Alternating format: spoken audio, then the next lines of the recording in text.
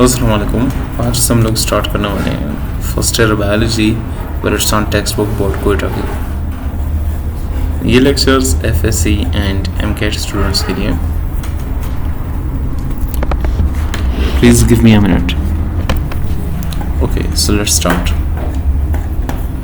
सो किताब की जो है ना वो मल्टीपल सेक्शंस हैं। आई थिंक 3 सेक्शंस हैं। यस, 3 सेक्शंस हैं। तीसरा है लाइफ प्रोसेसेस, दूसरा है बायोडाइवर्सिटी एंड पहला है सेल बायोलॉजी। इस सेक्शन में हम लोग सेल्स के बारे में पढ़ेंगे। तो इसके टोटल 4 चैप्टर्स हैं और आज हम लोग chapter number 1 unit 1 cell structure and functions को स्टार्ट कर रहे हैं। सो यहाँ पर एक तस्वीर भी बनाई गई है सिर्फ और सिर्फ आप लोगों के कॉन्सेप्चुअल अंडरस्टैंडिंग के लिए। यहाँ पर आप देख सकते हैं कि ये स्पर्म्स या अब मान लीजिए एक सेल है, ठीक है। यहाँ पर ये पानी का मॉलिक्यूल है, वाटर मॉलिक्यूल है, ये एक ऑक्सीजन है और ये 2 हाइड्रोजन है। ये डीएनए है, ठीक है, और ये अमीनो एसिड्स के चेन्स हैं और ये एंजाइम्स हैं। ये सिर्फ पूरा सेल बायोलॉजी के जितने भी चैप्टर्स हैं ना उनके मान लो एक बेसिक सा तस्वीर जो है ना वो बनाई गई है ताकि आपको मालूम हो कि आपने ये चीज़ें आगे पढ़नी है या बस ऐसी ड्राइंग बनाई है। हमारे काम की नहीं है। फिलहाल हम लोग अभी cell structure and function start करें। इसके जो है ना वो 4 मेजर कॉन्सेप्ट हैं। पहला कॉन्सेप्ट है कि please just give me a minute. Okay, first concept is कि आप टेक्निक्स पढ़ेंगे सेल बायोलॉजी के, फिर cell wall and plasma membrane, cytoplasm and organelles and prokaryotes and eukaryotic cells. लेकिन तो आज के वीडियो में हम लोग जो है ना वो सेल वॉल को कवर कर रहे हैं, उसके अलावा साइटोप्लाज्म को एंड ऑर्गेनेल्स में सिर्फ न्यूक्लियस हम लोग पढ़ेंगे।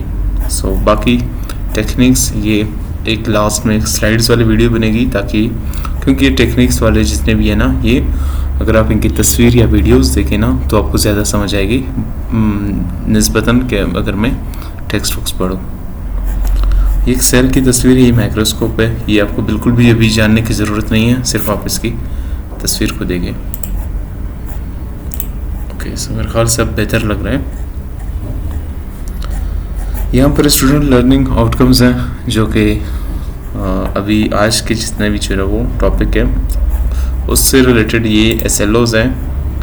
आप जो है ना वो location, chemical composition and primary and secondary cell wall की सिग्निफिकेंस यानी कि अहमियत को, लोकेशन को और किन चीज़ों से बनी हुई है ये आप डिस्क्राइब कर सकें, ठीक है।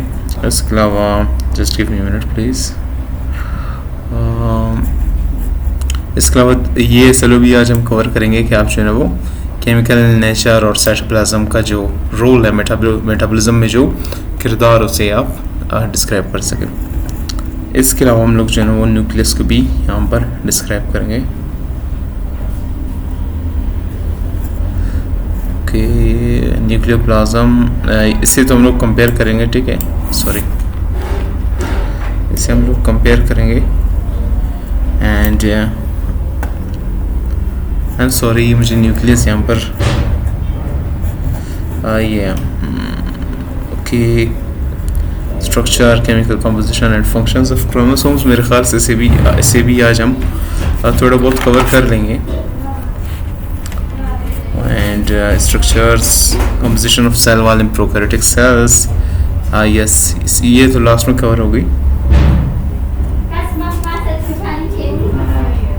Sorry, neighbours ignore please.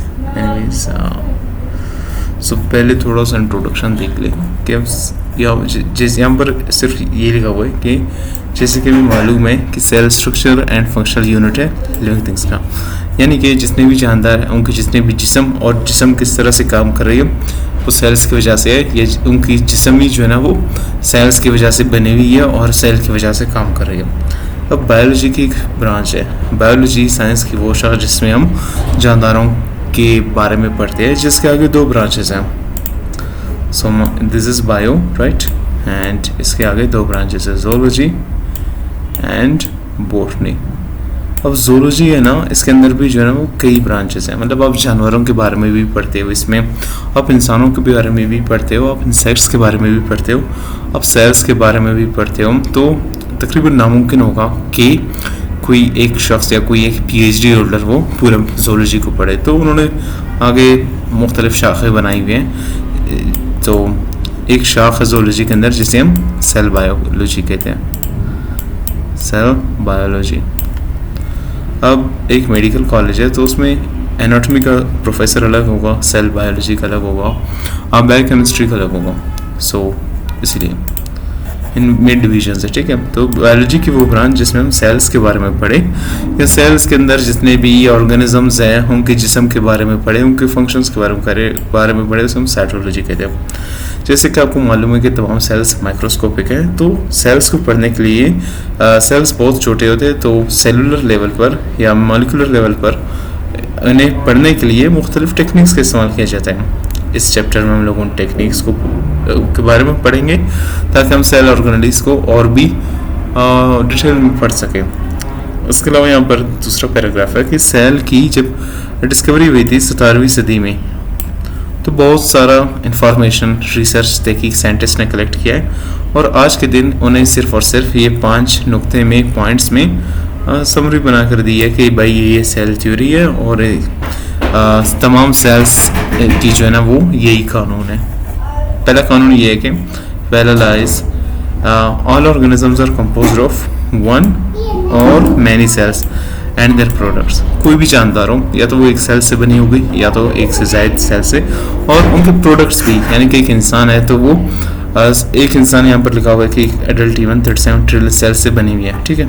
तो उसके बाल भी जो है ना वो भी सेल से बने हुए हैं, उसके नाखून भी सेल से बने हुए हैं।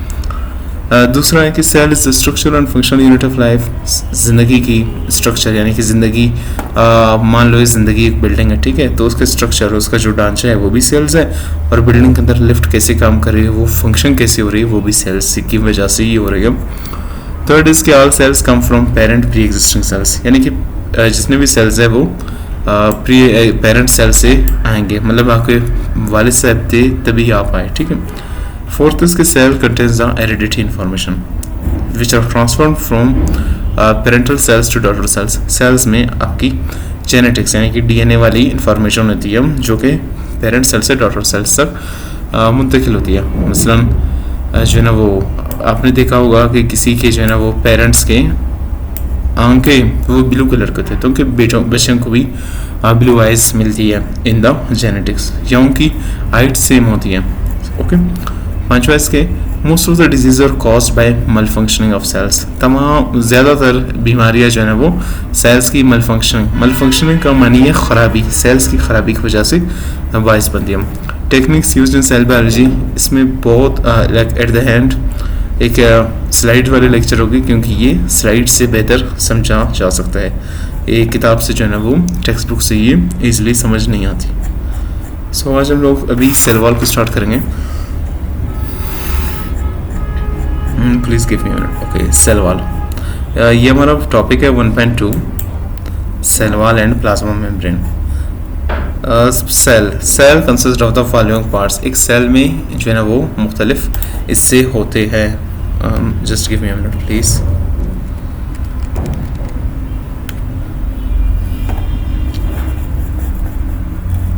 सो लेट्स से ओके, सो मेरी ड्राइंग अच्छी नहीं है एंड मैं माउस यूज़ कर रहा हूँ, सो सॉरी, बस कॉन्सेप्ट समझने के लिए। ये जस्ट ये एक एनिमल सेल है and this is a plant cell. Plant cell जैसे पूरे तो नहीं होते but rectangular type. Okay, so animal cells में सबसे बाहर सेल वॉल है, प्लाज्मा मेम्ब्रेन है। उसके बाद जो है ना वो सेल्स के मुख्तलिफ ऑर्गेनेल्स हैं, न्यूक्लियस हो गया, ठीक है, एंड प्लाज्मा रेटिकुलम्स एक्सेट्रा, बहुत सारे ऑर्गेनेल्स हैं, तो वो टॉपिक नहीं है। प्लांट सेल में सबसे बाहर जो है ना वो प्लाज्मा मेम्ब्रेन नहीं है, उसके बाहर जो है ना वो सेल वॉल है। सिर्फ एनिमल सेल्स में सबसे बाहर प्लाज्मा मेम्ब्रेन है, प्लांट सेल में सबसे बाहर जो है ना वो सेल वॉल है। फिर सेल वॉल के बाद भी प्लाज्मा मेम्ब्रेन नहीं है। सेल वॉल के जो है ना वो सॉरी वो क्या कहते हैं उसको, एनीवेज सेल वॉल के जो है ना वो 3 हिस्से हैं, middle lamella, primary cell wall and secondary cell wall. तो प्लांट सेल में सबसे बाहर वाली जो सेल वॉल की जो हिस्सा है उस वो प्राइमरी सेल वॉल वाली है। सो इसे हम बाद में डिस्कस करेंगे, ये एक स्ट्रक्चर है, जनरल स्ट्रक्चर है। Animal cell and plant cell का मेरी डायग्राम इतनी अच्छी नहीं है, बस बेसिक कॉन्सेप्ट्स के लिए। अभी हम फिर से सेल वॉल की तरफ आते हैं हम कि cell wall is outermost non living cover present in plants, algae, fungi and prokaryotes. Outermost non living cover है, प्लांट्स में, एल्गी में, फंजाई में और प्रोकैरियोट्स में पाई जाती है। आउटर मोस्ट यानी कि सबसे बाहर यही पाई जाती है।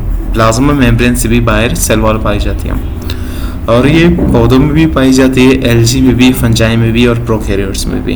अब प्रोकैरियोट्स यानी कि बैक्टीरिया वगैरह। It is secreted by the protoplasm of cell, ये सेल के प्रोटोप्लाज्म से बनती है।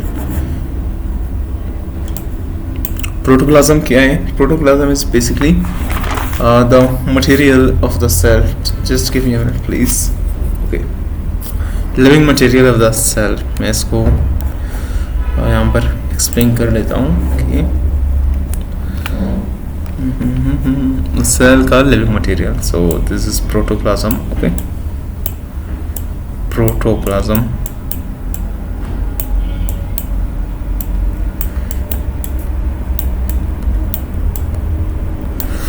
प्रोटोप्लाज्म की जो है ना वो 2 हिस्से हैं, ये बनी हुई है साइटोप्लाज्म और न्यूक्लियोप्लाज्म से। Protoplasm is made up of cytoplasm and nucleoplasm.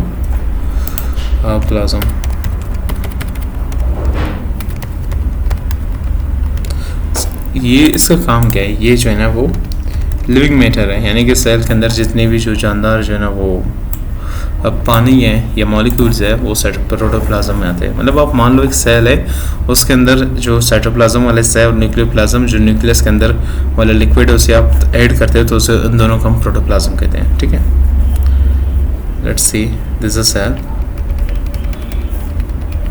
सो हम इसमें ज़्यादा डिटेल नहीं जाएंगे क्योंकि फिर टॉपिक समझ रह जाते हैं। इस सेल के प्रोटोप्लाज्म से बनती है, इसकी मोटाई और बनावट कंपोजिशन वो ऑर्गेनिज्म के मतलब ऑर्गेनिज्म पर इंसार करता है कि अगर वो ऑर्गेनिज्म दूसरा है तो उसकी बनावट और मोटाई वो अलग होगी। Structure and composition of cell wall. Plant cell wall, इस ब्रुस्टन टेक्स्ट बुक में सिर्फ और सिर्फ प्लांट सेल वॉल की जिक्र है। ये 3 लेयर से बनी हुई है, primary cell wall, middle lamella and secondary cell wall. Primary cell wall true wall है, यानी कि ट्रू वॉल क्यों कहते हैं? 1 मिनट। Formed and developing cells, primary cell wall को हम लोग ट्रू वॉल कहते हैं, जो कि डेवलपिंग यानी कि जो बनने नए सेल्स होते हैं, बच्चे जो सेल्स के बच्चे होते हैं उनमें पाई जाती है और ये बड़ों में भी पाई जाते हैं। इसीलिए इसे हम ट्रू वॉल कहते हैं क्योंकि ये बच्चों प्लांट सेल्स के बच्चों में भी पाई जाते हैं और बड़े सेल्स में भी पाई जाते हैं। कुछ प्लांट सेल में सिर्फ और सिर्फ प्राइमरी सेल वॉल है, जैसे कि लीव्स हो गए, स्टोरेज सेल्स हो गए और यंग ग्रोइंग सेल्स हो गए। प्राइमरी सेल वॉल बनी हुई है सेलुलोज, हेमिसेलुलोज एंड पेक्टिन से। Outer part of primary cell wall, primary cell wall का जो बाहर वाला हिस्सा है ना, primary cell wall of plant, जिसे हम एपिडर्मिस कहते हैं, वो भरी हुई है विद क्यूटिन एंड वैक्सेस। वो क्यूटिन एंड वैक्सेस से बनी हुई है जो कि एक रास्ते को बनाएगा, ठीक है, परमेबिलिटी बैरियर को बनाएगा, जिसे हम प्लांट क्यूटिकल कहते हैं। सेलुलोज माइक्रोफिब्रिल्स इन क्रॉस मैनर। सेल वॉल में सेलुलोज हेमिसेलुलोज पेक्टिन से बनी है, लेकिन जो सेलुलोज है ना माइक्रोफिब्रिल्स वो इस तरह से जो है ना वो अरेंज है क्रिस क्रॉस मैनर में, यानी कि एक दूसरे के इस तरह से। अब मान लो अब देख सकते हो कि इनके दरमियान जो है ना वो रास्ता है, तो ये किसी को सेल वॉल किसी चीज़ को भी नहीं रोकती, वो सभी चीज़ों को अंदर आने देती है। फिर वो प्लाज्मा मेम्ब्रेन रोकती है, कुछ चीज़ों को अंदर ले जाती है, कुछ को नहीं ले जाती है। Microfibrils R L together. Microfibrils एक मतलब एक दूसरे के साथ ये सॉरी चिपके हुए हाइड्रोजन बॉन्ड से, ताकि ये आई टेंसाइल स्ट्रेंथ दे सके। मुझे भी इस लफ्ज़ का मैं नहीं पता नहीं, बट मैं इसे हाईलाइट करता हूँ ताकि इसे मैं बाद में एक नज़र देख लो। अच्छा, ये 2 सेल्स हैं कि ये 2 सेल्स है, ठीक है, प्लीज सॉरी। ये भी एक सेल है, this is 1 cell, this is 2nd cell, this is 3rd cell. अब आप देख लो, अब आप देख सकते हो, ठीक है। यहाँ पर प्लीज, यहाँ पर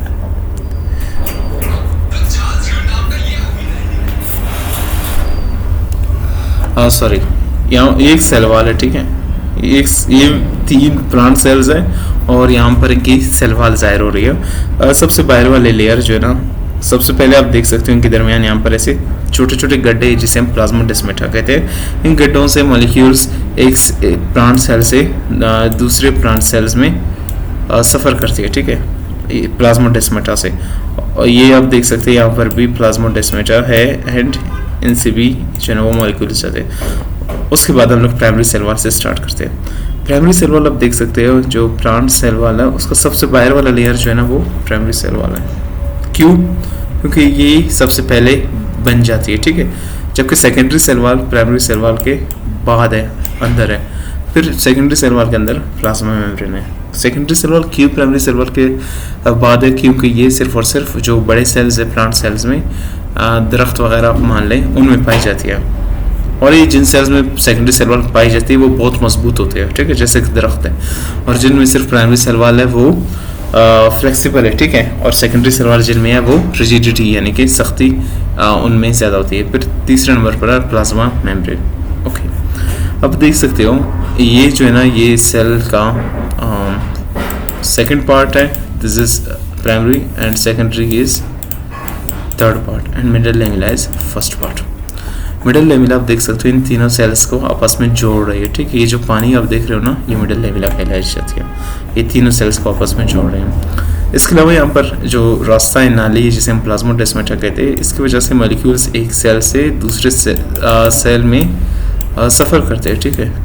पिट ये गड्ढा सा बना होता है विच आई एम सॉरी, मुझे भी इसका कॉन्सेप्ट इतना क्लियर नहीं है, but just leave the pit right now. इसको हाईलाइट करो ताकि एक दफ़ा ओवरव्यू मैं खुद इसका बाद में देख लूँ। साइटोसोल जो प्लांट सेल है उसके अंदर जितना भी पानी है, ठीक है, ऑर्गेनिजम्स को निकाल लो, ठीक है, अब माइटोकॉन्ड्रिया वगैरह को निकालो। जो सेल प्लांट सेल में अगर आप सारे ये ऑर्गेनिजम्स को ऑर्गेनलीज को निकाल दो, सॉरी, जो पानी बचता है उसे हम साइटोसोल कहते हैं। जो सेलुलोज माइक्रोफिब्रिल्स है ना वो क्रिस क्रॉस मैनर में अरेंज्ड है, आप देख सकते हो इस तरह, ठीक है। ये सेलुलोज माइक्रोफिब्रिल्स है, ये इस तरह अरेंज है ताकि